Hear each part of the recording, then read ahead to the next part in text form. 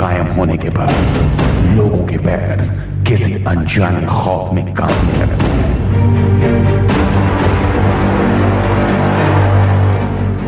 घर की चौखट से निकलकर लोग अपने खौफ को कम करने के लिए रत जगा करते हैं। वो चोर है, लुटेरा है, हत्यारा है, इंसान है या जानवर, जितने हो उतनी तरह की बातें।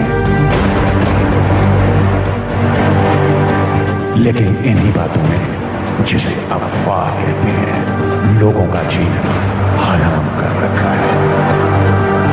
अहमदाबाद, खेड़ा और गांधीनगर जिले के ग्रामीण इलाकों में कई गांव ऐसे हैं जहां के लोगों को ये नहीं पता कि उनके गांव में रात को कौन आता है, कौन जाता है। वो कोई हमलावर है, कोई पशु है, कोई लुटेरा है, कोई हत्यारा है, कोई नहीं जानता, किसी ने नहीं देखा। लेकिन इन तमाम गांवों में आजकल दिखने वाली हर परछाई हत्यारा है और हर आहट हमलावर।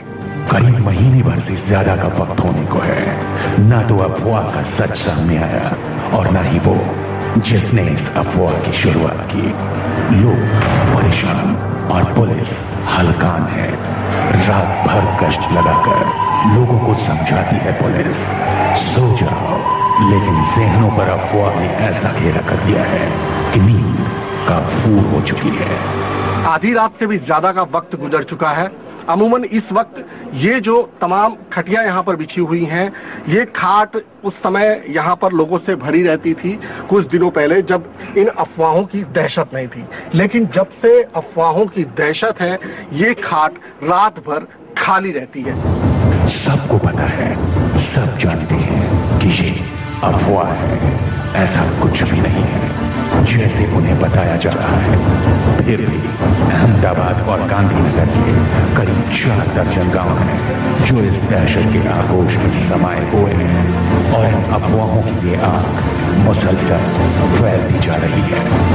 हर रोज नया आदमी आता है जागने से, क्योंकि परिवार के सदस्य उसमें से हर रोज एक आदमी आएगा, एक सो जाएगा। इस तरीके की जो रूमर है, जो अफवाहें थी, उन्हीं के कारण गांव के लोग जो हैं वो रात भर में जागते हैं और पिछले कुछ दिनों से ये ऐसी अफवाहें फैली हैं। गांव में ऐसे लोगों की कमी भी नहीं जो न सिर्फ इस आग को हवा देने पर आमदा है, बल्कि लोगों में खौफ भी पैदा कर रहे हैं। आपने देखा है उन्हें? देखा सर, ये पत्थर फेंक के इधर चला गया। तो आपने पकड़ा नहीं उन्हें? सर क्या पकड़े, चला गया सर, दौड़ते बहुत ज्यादा दौड़ते हैं। जो बातचीत की उसमें ये नजर आया कि कुछ लोग ये कह रहे हैं, जैसे कि यहाँ पर ये कह रहे हैं कि उन्होंने लोगों को देखा है, ऐसे किसी शख्स को देखा है, लेकिन यकीनन तौर पर अभी भी कुछ ऐसा नहीं समझ में आ रहा है। लेकिन ज्यादातर लोग अभी सिर्फ सुनी सुनाई बातों को लेकर इस तरह से दहशत में है। हमने बारीकी से पड़ताल की तो समझ में आया कि इस अफवाह की शुरुआत कहाँ हुई है। दरअसल रात के अंधेरे में मगोड़ी गांव में रहने वाली कंचन बेन के कानों की बाली चुराने के दौरान किसी चोर ने उनके कान काट दिए और फिर फरार हो गया। कंचन बेन की बाली तो लौटी, लेकिन इस वारदात के बाद एक अफवाह कई नई तरह की बातों के साथ लौटी। जैसे गांव का बैकग्राउंड है, वहाँ पे देवी देवता पे लोग बहुत बिलीव करते हैं, वहां से ये चीज निकाल पाना बड़ा मुश्किल होता है। उनके दिमाग में बसा हो कि भूत आ गया, बाबा आ गया, देवी आ गया, देवता आ गया, तो वहां पे ये चीज थोड़ी मुश्किल हो जाती है। लेकिन वहां पर भी आपको एजुकेटेड लोग मिल जाएंगे। वहां का प्रधान अगर उससे कहेगा, दादी माँ से या उसकी मदर से, तो प्रधान की बात उसको समझ में आएगी, उसको डॉक्टर की बात समझ में आएगी, एजुकेशन की बात समझ में आएगी।